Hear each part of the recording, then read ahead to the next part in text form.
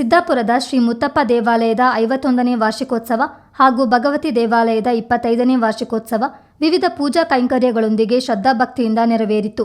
5 ದಿನಗಳ ಕಾಲ ನಡೆದ ವಾರ್ಷಿಕೋತ್ಸವದಲ್ಲಿ ಗಣಪತಿ ಹೋಮ, ಚಂಡಿಕಾ ಹೋಮ, ದುರ್ಗಾ ಪೂಜೆ, ಆಶ್ಲೇಷ ಬಲಿ, ನಾಗಹೋಮ ಸೇರಿದಂತೆ ವಿವಿಧ ಪೂಜಾ ಕಾರ್ಯಗಳು ನಡೆದವು. ಭಕ್ತರು ನಡುರಾತ್ರಿವರೆಗೂ ಕಾದು 7 ವಸೂರಿ ಮಾಲಾದೇವಿಯನ್ನು ಬರಮಾಡಿಕೊಂಡರು.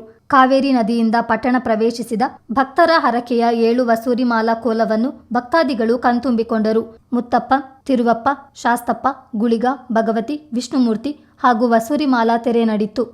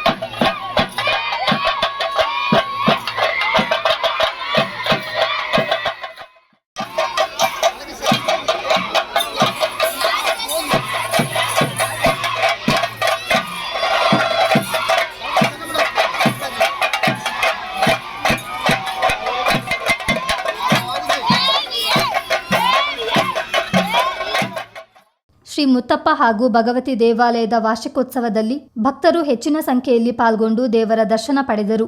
ಚಿತ್ತಾರ ನ್ಯೂಸ್, ಸಿದ್ದಾಪುರ.